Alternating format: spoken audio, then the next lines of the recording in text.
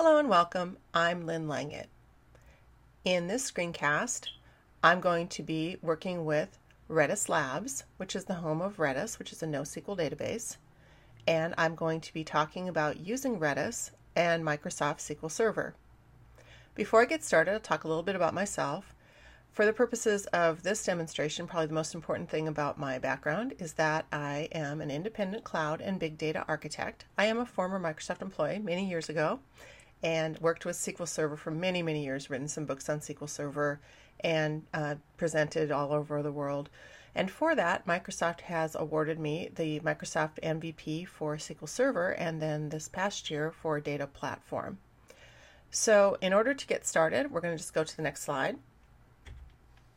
And I realize that some of you listening are going to be familiar with the Redis database, but some of you aren't. So let's just start there. So what is Redis? It is a database. It is a NoSQL database, and it is open source.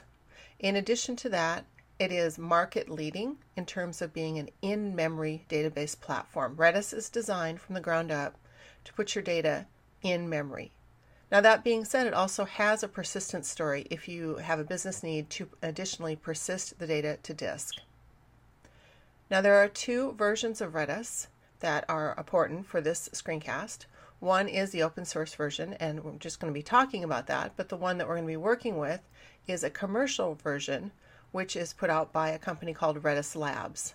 Now, Redis Labs is the home of both the open source version of Redis, in other words, the committers actually work there, and the commercial versions of Redis that we're going to be looking at. So to get us thinking about Redis, let's take a look at some independently verified benchmarks, because one of the reasons that you would consider adding Redis to a solution that has a SQL Server as a base is for performance. That's one of the key reasons, actually. So let's look at these two benchmarks. The one on the left was validated by a company called Avalon Consulting, and the one on the right was published on the Google blog. And they have to do with application throughput over requests per second. So you can see that we have, in addition to the Redis Labs product on the left, other popular NoSQL databases. And for the particular workload that was being monitored, which is important in a NoSQL scenario, the Redis Labs product was substantially more powerful for this type of workload for the application requests per second and the latency.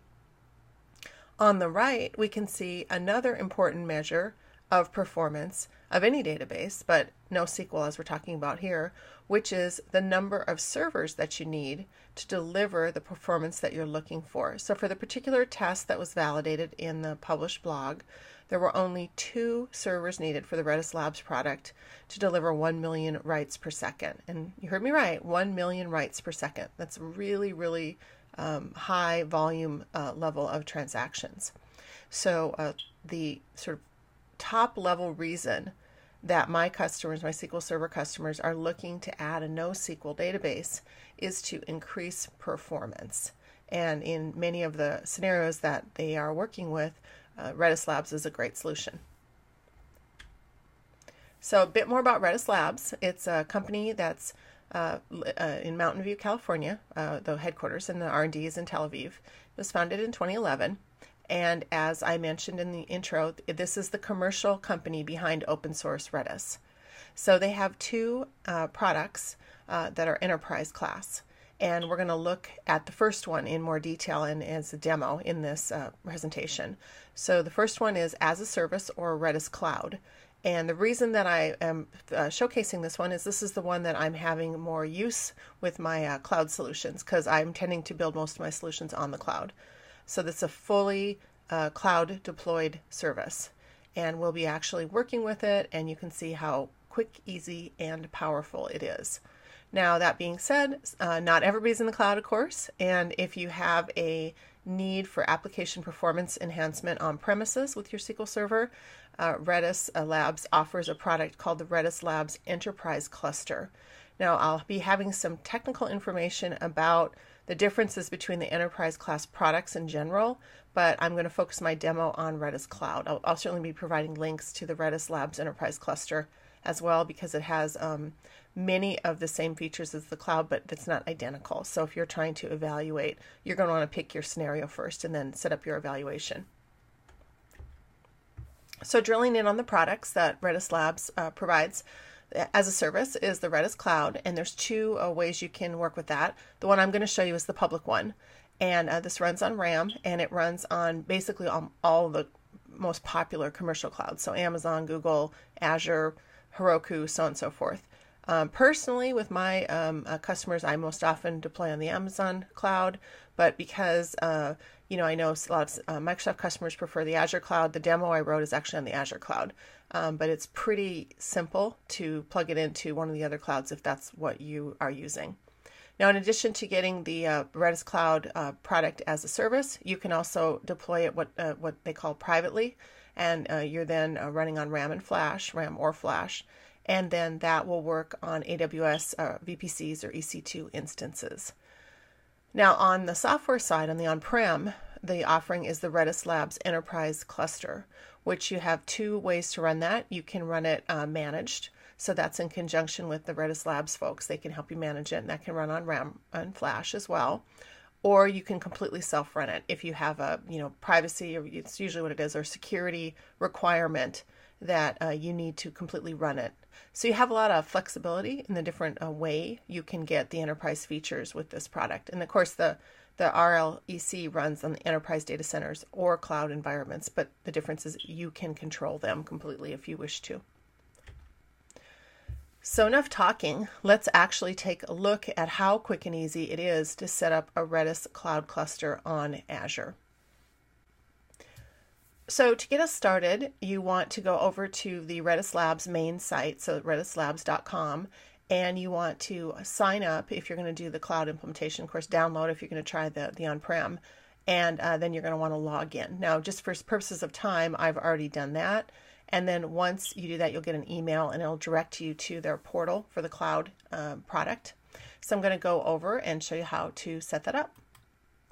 So this is at app.redislabs.com, and you can see that you've got a portal or a dashboard here, and I've logged in. You can see in the upper right, and I then can work with my existing subscriptions, or I can create new ones. Now, in order to set the demo up, and so you wouldn't have to watch me typing everything, I actually set up a demo already, but I have not started running traffic through it. So you can see there's no traffic running through it yet, and we'll come back once I launch the demo website in the scenario, and we'll look at the traffic. So my particular instance that I set up, if I pass my mouse over this, you can see is set up on the Azure cloud. And I just use the free version just to make it quick and easy. I mean, obviously this is just for demo. If I click new Redis subscription here, you can see I've used my one free instance, which is great for prototyping, but obviously in production, you're going to want to allocate a certain size, and it's a monthly charge. And then you can see that we have different features available here. So if I scroll down, kind of see what you're paying for. Now, another thing that's really great about this product is that Redis Labs has really set it up to take advantage of the different features of the cloud providers. So Amazon, of course, you could do multi-availability zone if you wanted to, but as I mentioned, we're going to work with Azure. And so with Azure, we're just using this as cache, standard, or more. And standard, you can see, is a rich set of features including in-memory replication, auto failover, data persistence, and backups. If I switch to cache, we don't have replication or data persistence. So, you're going to want to look at your particular application scenario and see if you need, for example, persistence, because you pay a different amount for that. And then you want to select which cloud provider is going to work best for your scenario. But really, other than picking the features in the cloud provider, that's all there is to it. And then once you're set up, you can just click into the subscription. And then for our application scenario, which is going to be user session caching, we're just going to point to this endpoint. And it really, really is quick and easy to set up. So one of the considerations when you're trying to select a NoSQL database or set of databases to optimize your application is which one should you pick. And one of the reasons I included this slide, which I got from Redis Labs, was this is a very important factor in my selection. There are, as of this recording, more than 150 different NoSQL databases. It's a very active area of development and new products. And, while that's really exciting, it's also really challenging when you want to optimize your application and figure out which one of those NoSQL databases, first of all, you even want to try out, much less actually use. So one of the markers of selection for me is how many customers do these companies actually have. And, Redis is one of the biggest, if not the biggest NoSQL database in the market. And they have not only a large amount of customers, they have, as shown here, customers from all different verticals. Now, why I think this is so important is because it's non-trivial to add a new type of database to your application, whether it's existent or new.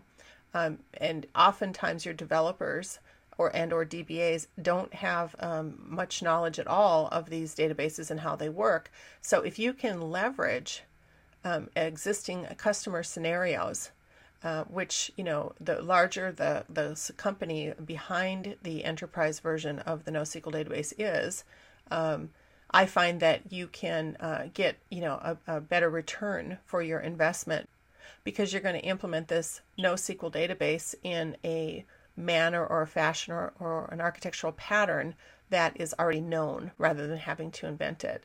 So while this might seem like, just some kind of meaningless marketing, I actually, will often ask my NoSQL vendors, how many customers do you have? Which verticals do you work with? And the fact that the Redis Labs products are applicable so broadly is important, and it impacts my selection. So translating that to use cases, another aspect of this is NoSQL databases have categories that they belong to. And if you're new to this, you might want to, I'll put a link out to another presentation that I've done, NoSQL databases, or the NoSQL landscape for the SQL Server professional.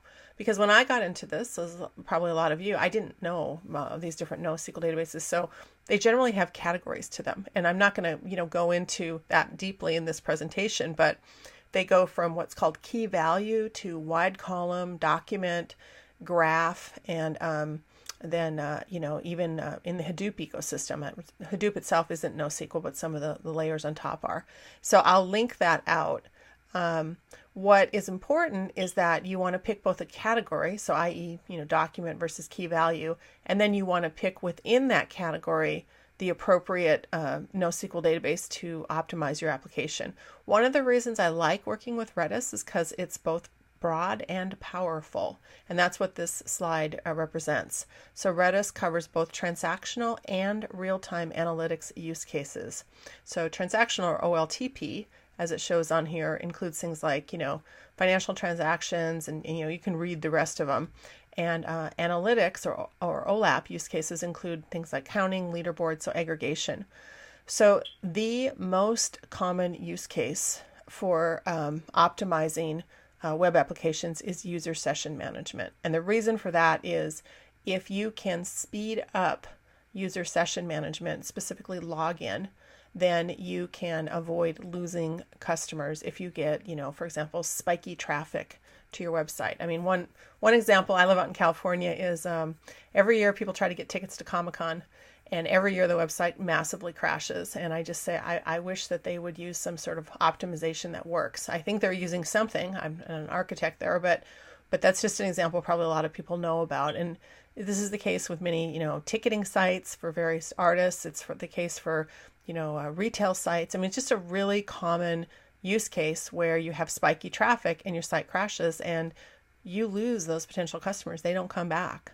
So I've worked with several real-world examples of this, and one of the reasons I created this was to share this information with my SQL Server community.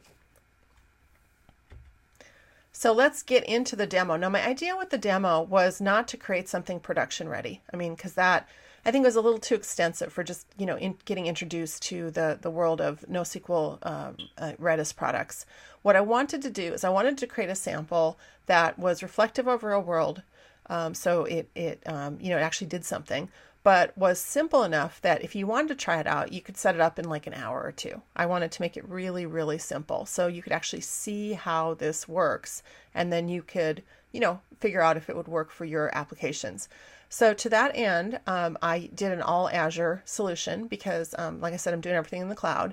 And for the particular solution, I have a web app. It's just a login page that's written in Node, and that gets its user login information, stores it, and then retrieves it when you attempt to log in after you register out of a SQL Azure database, which is really just a simple relational table. And then the important part, of course, is I've added as the session store, the session database, the Redis cloud instance, which also happens to be on the Azure cloud. And this works with a key value store, which then takes that user and password information after the initial login and puts it into the session, where on a subsequent login, the information will be then retrieved out of the Redis cloud instance rather than the SQL Azure database, which would provide exponentially better performance and scalability and so on and so forth. I'll be demoing this live in just a minute here, but a couple things before I do that. One, I have all the source code on a GitHub repository, so you can actually set this up. And two, I've written the code in a modular fashion. So if this, some of the components aren't going to work for you, like you want to use an Azure VM with SQL Server, or you want to replace the Node portion with a C# website or something like that, it's pretty easy to do that because everything's all modular. So let's dive into the demo first so you can see it working, and then we'll kind of continue through this from there. So here we are back at the Redis Labs portal, and here is our instance. So here is our endpoint that we're going to be working with. Now, if I click back here and I go to the info and stats page, you can see that I've got this one instance.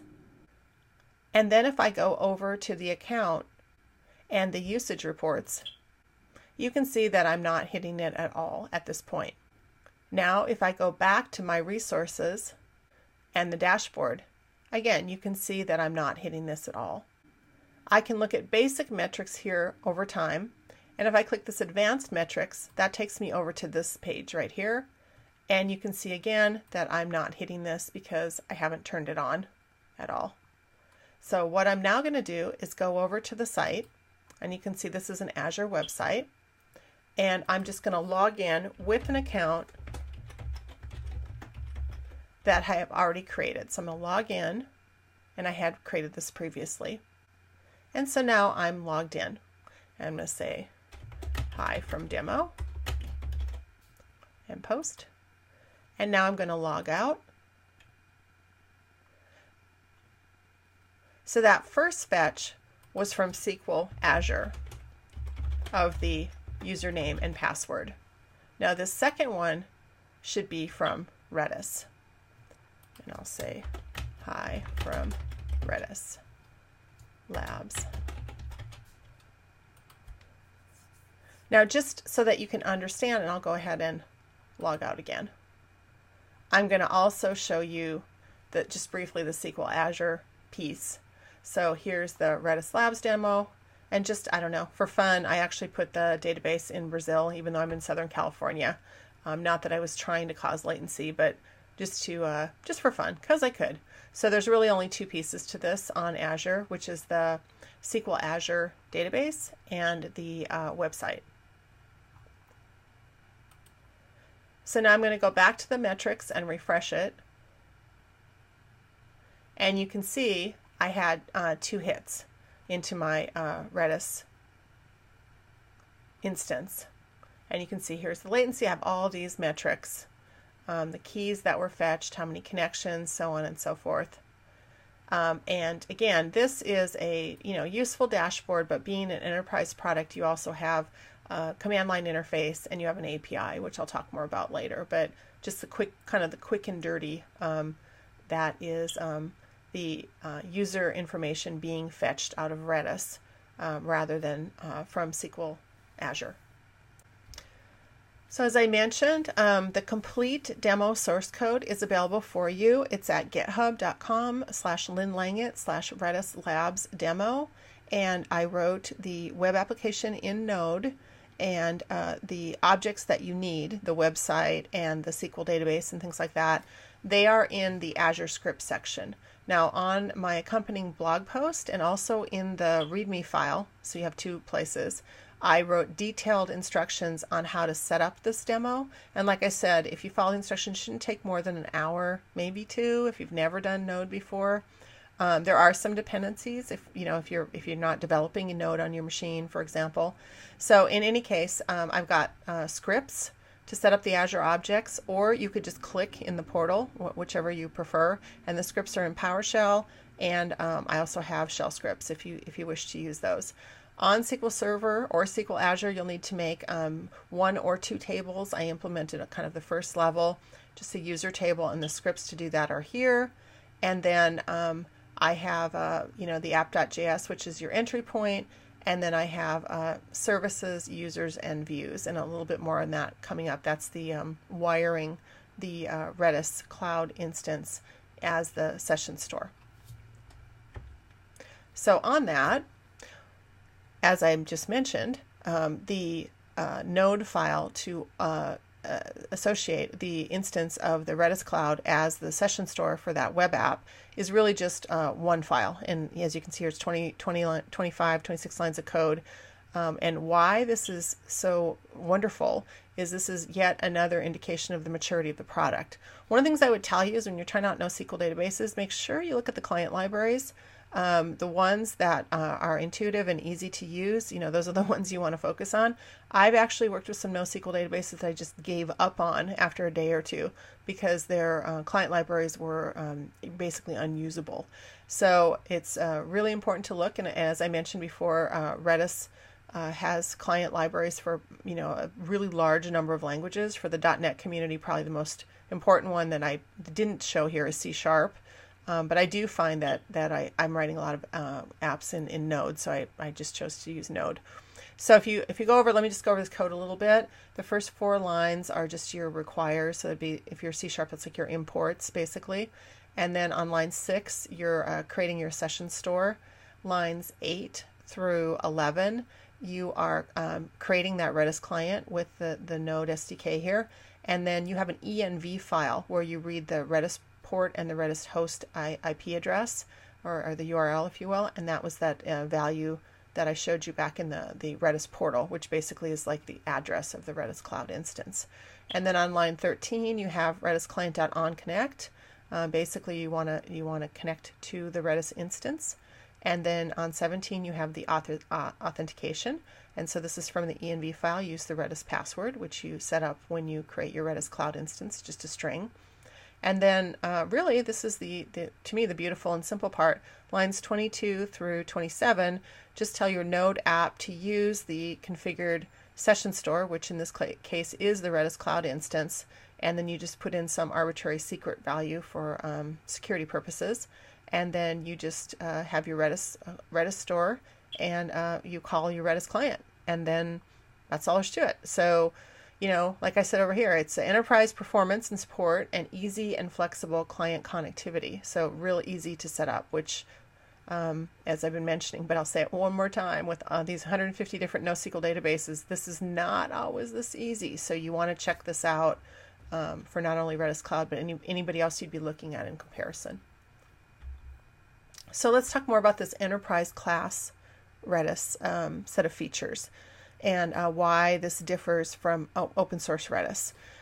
Now, you use SQL Server rather than an open source relational database because you want enterprise features. So if you're going to, augment your application with a NoSQL database to increase performance, you don't want to have something that has a different level of support because, as we know, if you have a single point of failure, you're down, whether it's your SQL Server or something else. So what are these enterprise class features? So first, from a high level, you have clustering and scalability, you have HA and persistence, you have, great performance. It gives you savings because of it's, optimized for things like a low number of servers for a high amount of performance. And then you have enterprise class management and support, which a lot of people skip over. And then when the product is difficult to use or goes down, then there's no one to call. They call me. And I like to say that, you pay me up front or you pay me at the end. And if you pay me at the end, it's going to cost you more because you're already down. So this is something that people overlook, but it's really important. So drilling in on these a little bit more. So clustering in terms of the Redis Labs products, they auto scale, reshard, and rebalance, which again is not to be taken lightly in NoSQL solutions.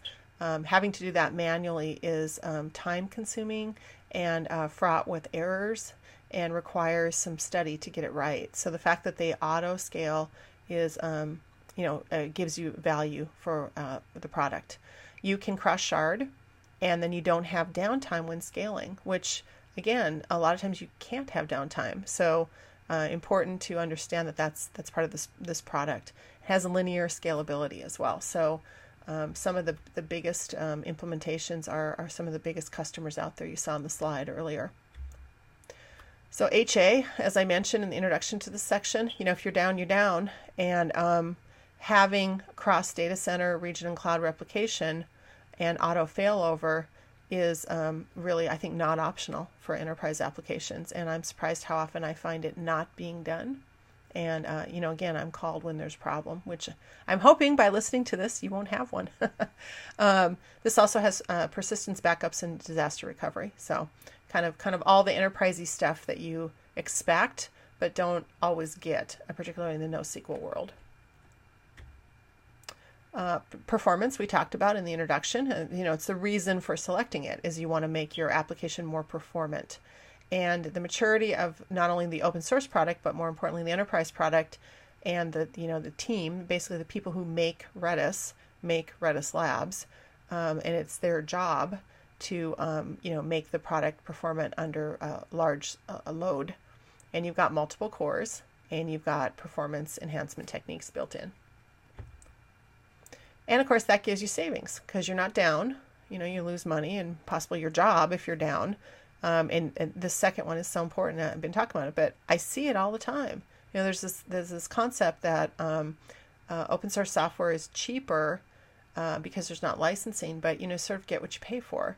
So reduce manual labor through automation, scripting, scaling, configuration, monitoring, rebalancing, all the enterprise stuff. Shorten the redeploy time by over 50%. You use your hardware more efficiently, which not only is important on-prem, it's also important on the cloud because you're paying, albeit you're renting, you're paying for those resources on the cloud. And you can run Redis on flash memory as a RAM extender. It can be up to 10 times cheaper. And these kind of really high-level performance optimizations, this is these guys' business. So rather than you trying to figure this out, they have tons of use cases and they can talk to you specifically about how to set this up and how this will work for your application. And of course, my favorite, the management support. I showed you the built-in dashboard on the console for the Redis Cloud instance that we were working with. But in addition to that UI, you have, as I mentioned, a client interface, a command line interface. You also have a REST API, and you can do management and alerting just like any other enterprise database. As I mentioned also, this is a proven technology supporting thousands of customers. And the most important thing, 24/7 enterprise support. And the people who make Redis are the people who are supporting your particular instance. So that was my quick introductory tour to the products of Redis Labs and my demo that you hopefully will try out. This has been a suite of products that my customers have enjoyed, and I wanted to share this with you so you could take a look and get up and running. This is Lynn Langit. Thanks for listening.